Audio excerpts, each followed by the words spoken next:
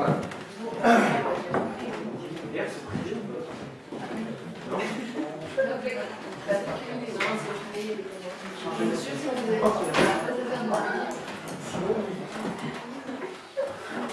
Alors, poursuivons le cours module 5, terrorisme et antiterrorisme, avec cet après-midi différence entre terrorisme international et transnational, ainsi que terrorisme et défense nationale, et enfin application sur Daesh. Nous reverrons rapidement les stratégies de recrutement parce qu'elles me plaisent fortement, et le financement de Daesh. Les éléments de cas clés en marque. Là, nous sommes sur le document CRI 6230. C'est de ce matin, oui, on est encore en deuxième de ce matin.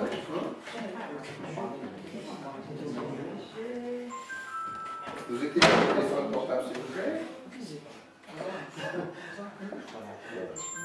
Ah bah oui, ça fonctionne. Parfait. Alors, The Spaceman, qui n'est pas venu me voir sur le film. Terrorisme international et transnational. On appelle terrorisme international celui qui disperse ses activités et ses bases et recrute dans plusieurs juridictions. Ceci est relativement rare. Nous avons donc un exemple avec le texte de Sajman notamment, mais nous pouvons avoir aussi quoi? Daesh précisément. On est en plein dans le terrorisme international. Si c'est bien une caractéristique dans cette définition, Daesh y répond puisque disperse ses activités, propagande internationale, et recrute dans plusieurs juridictions, plusieurs États, c'est bien le cas. Et là, nous le devons notamment à Internet. Les joies d'Internet, qui ont vraiment facilité la tâche de tels mouvements terroristes et qui n'utilisaient pas, encore une fois, ça c'est une grande différence, vraiment à ce point-là, Al-Qaïda. C'est donc la deuxième grande organisation avant Daesh. Le terrorisme transnational, quant à lui, est celui qui a lieu dans un État, mais basé dans un autre. Ceci est plus limité que la définition précédente, infiniment plus courant. Autrement dit, quoi? Il a lieu dans un État, mais basé dans un autre. Bon, en fait, c'est presque du bilatéralisme terroriste. C'est-à-dire quoi? J'ai mon organisation en France et je vais agir en Allemagne. Voilà. Et donc je recrute de manière, soit sur place, soit en tout cas de manière très localisée. Donc, transnation, c'est bien sûr le mot qu'on utilise très souvent en droit pour impliquer deux États dans des régimes juridiques croisés. Il y a lieu de différencier entre les zones d'activité primaire, c'est-à-dire la violence terroriste à proprement parler, et les zones d'activité secondaire. Par exemple, celles où interviennent le recrutement, le financement et l'entraînement. Ainsi, il y avait, par exemple, des zones d'activité primaire de violence terroriste, Paris, avec Daesh, et ensuite donc des zones d'activité secondaire, recrutement, financement, entraînement, la Syrie. C'est là où on s'est intéressant aussi dans cette définition, c'est qu'on aurait pu penser, de prime abord, que les zones d'activité primaire pourraient être la Syrie, au sens de base arrière ou de QG, état-major, vous voyez, en quelque sorte de Daesh, et qu'on aurait ensuite eu des zones d'activité secondaire qui auraient été les points de chute des bombes ou des actions terroristes à proprement parler. Pas du tout.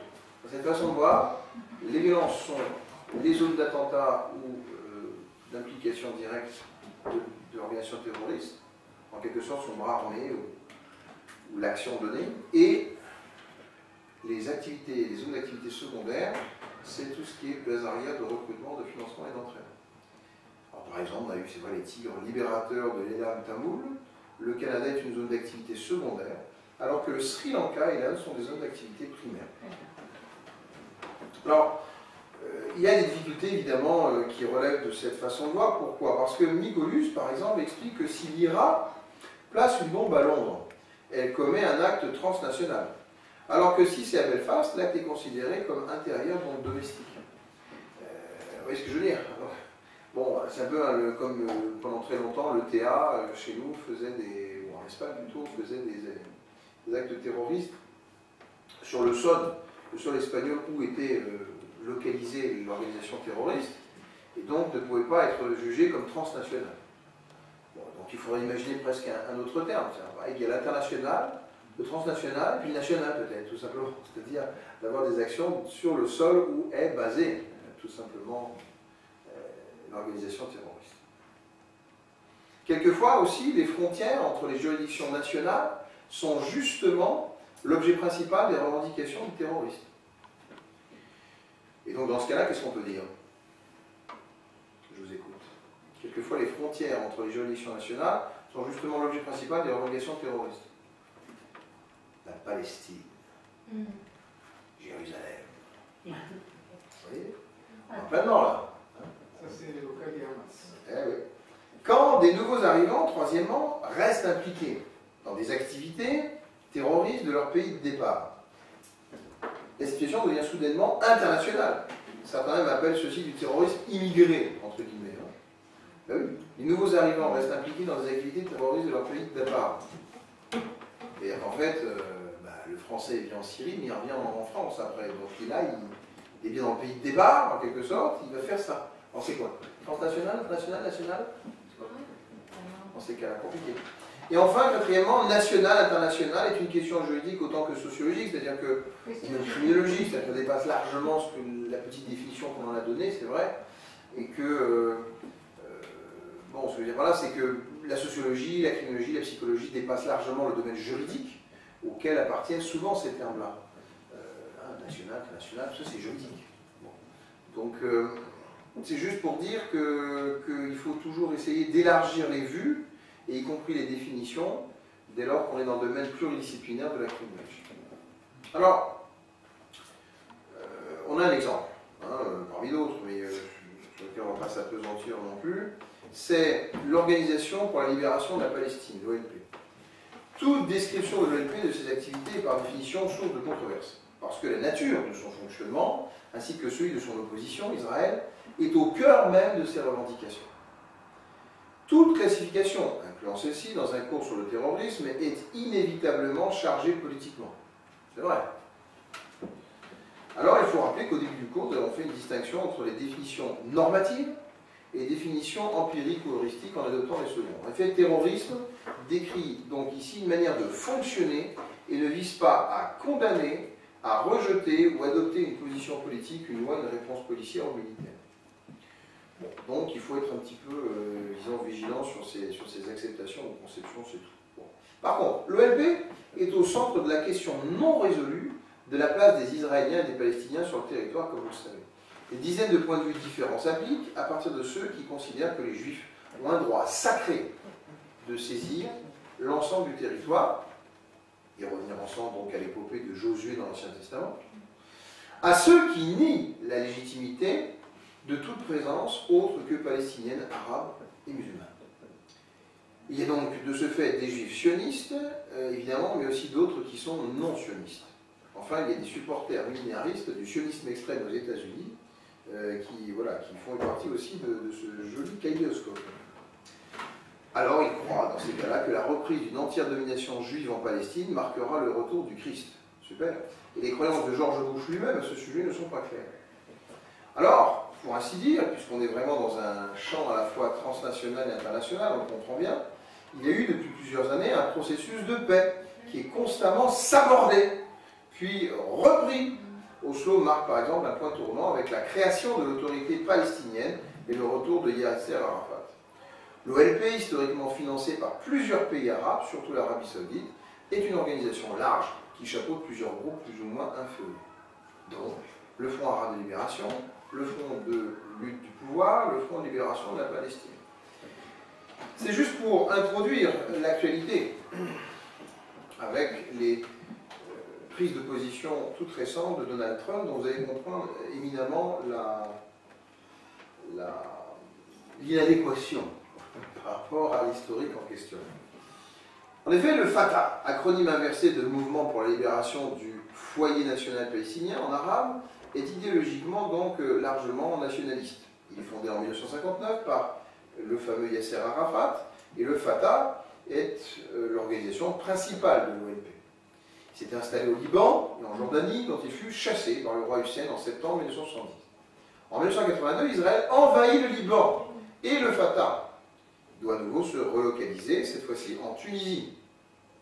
Arafat revient en Palestine en 1991 pour y présider la nouvelle autorité palestinienne établie en Cisjordanie, capitale Ramallah, dans la bande de Gaza après les accords d'Oslo en 1993.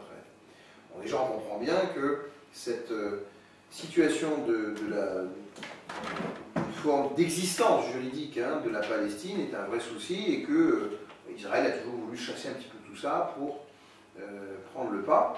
Mais bon, voilà, les accords d'Oslo, en tout cas, ont remis un petit peu d'ordre, et donc il y a une forme de légitimité à cette Palestine dans ce cadre.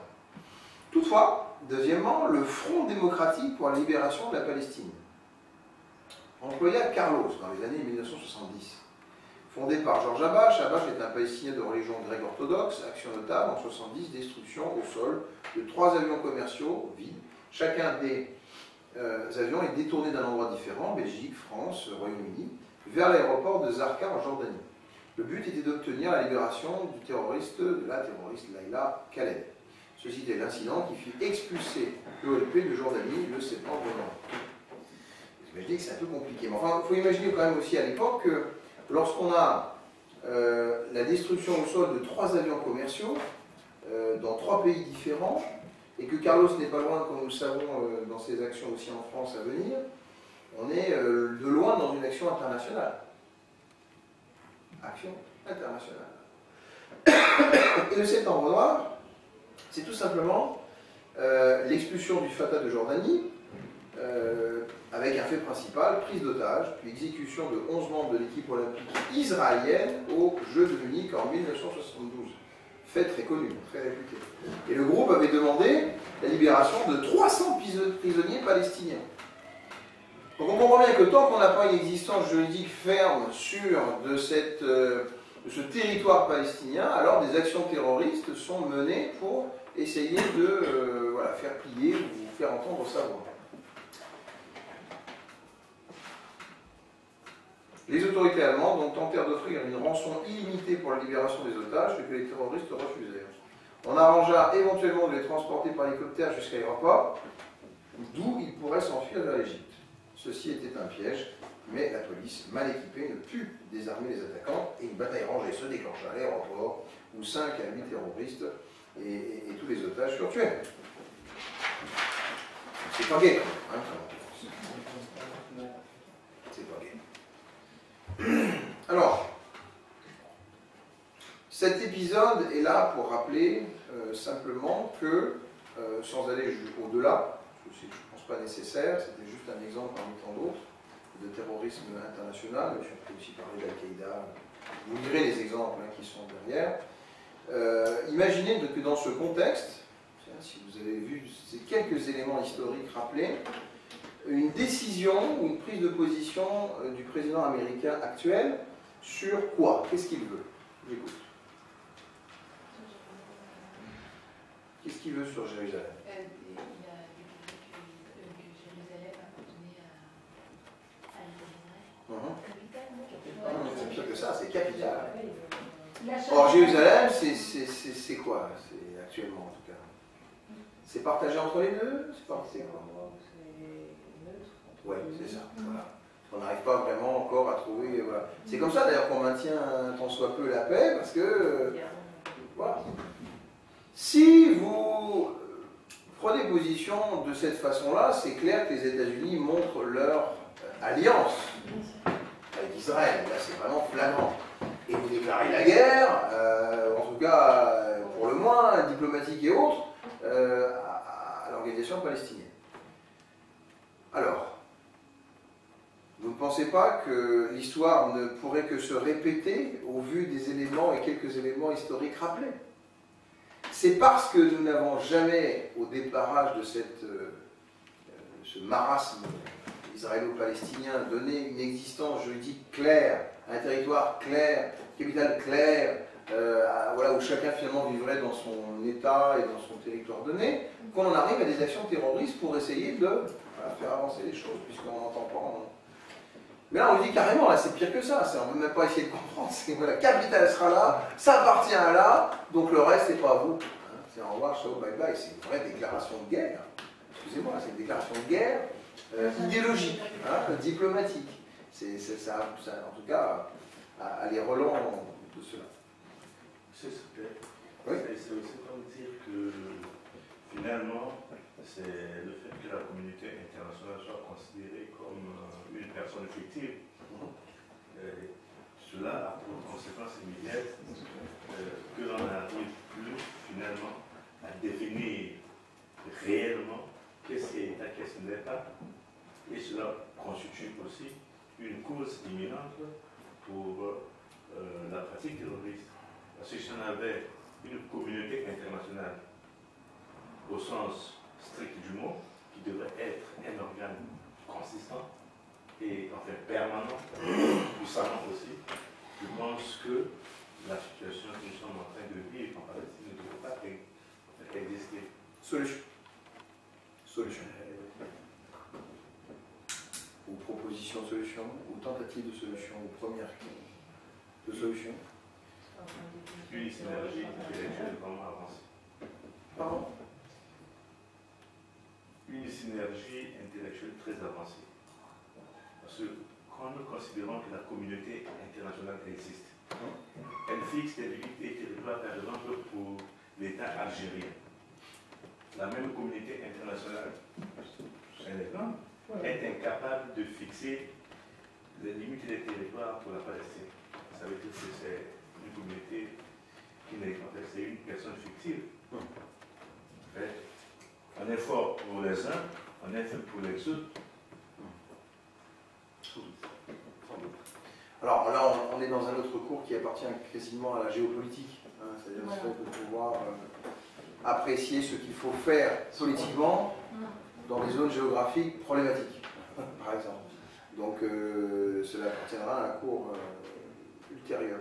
Mais par contre, dans le cadre qui est le nôtre aujourd'hui, c'est juste rappeler que terrorisme international répond dans le parallélisme des formes et même du fond à des décisions aussi unilatérales, parfois extrêmement problématiques, internationales. C'est-à-dire qu'on n'est pas dans un État qui décide pour lui-même sur une minorité de la population. Là. On est dans un État américain, en l'occurrence, qui vient s'ingérer dans les affaires d'un autre pays, en décidant sur un sujet ultra sensible de faire ou de ne pas faire voilà, la question de Jérusalem.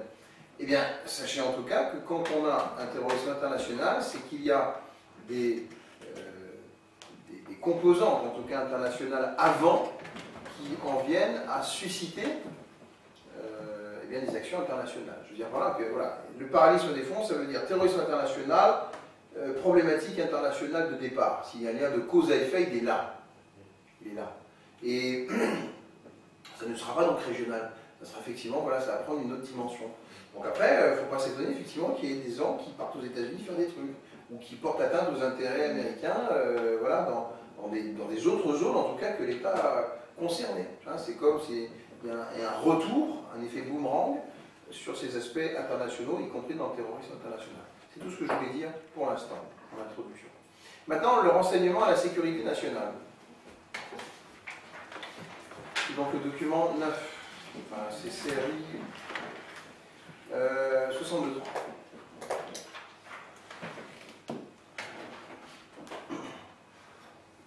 Donc là, c'est juste pour poser aussi, camper le décor, avant de rentrer dans Daesh, sur le cadre dans lequel donc, nous allons faire le renseignement, la défense nationale et tout ce qui s'ensuit.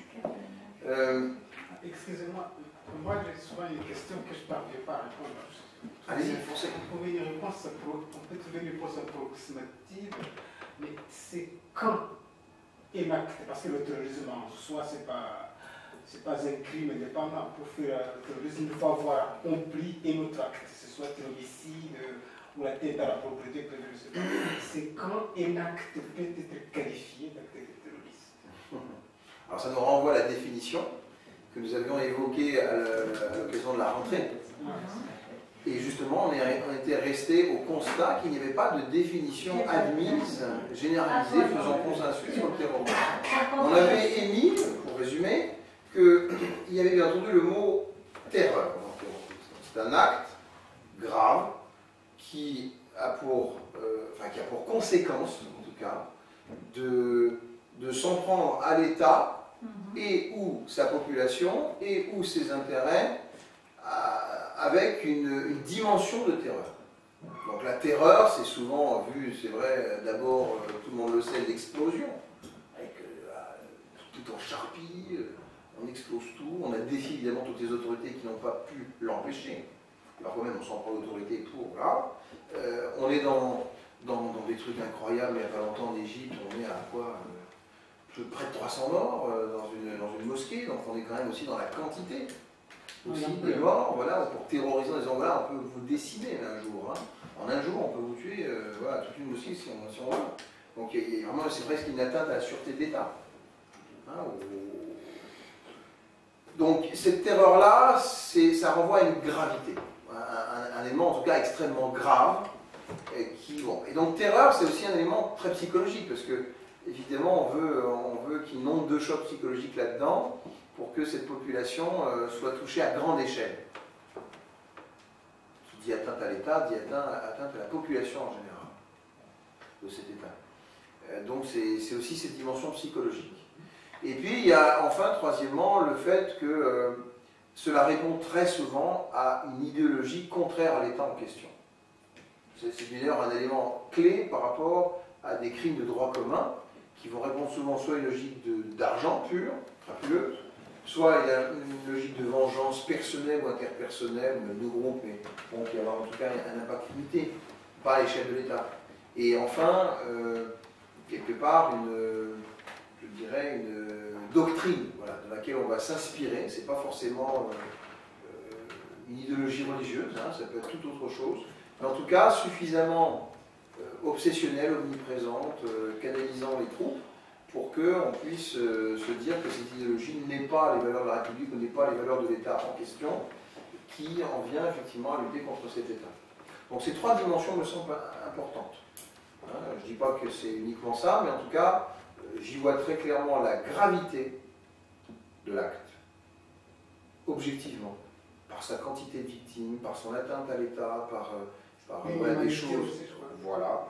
Le côté psychologique, c'est-à-dire qu'on est vraiment là pour marquer le coup, quoi, pour vraiment faire mal et qu'on s'en souvienne longtemps après, que ça laisse des marques et des blessures non cicatrisées du corps et de l'âme. Et enfin, troisièmement, ce côté idéologique. Il y a quelque chose qui n'a plus rien à voir, ni avec un fantasme de tueur en série, vous voyez, qui est très personnel, très sexuel, très narcissique, très égocentrique quelque part, et qui n'est pas non plus un acte, je dirais, de droit commun motivé par des mobiles classiques.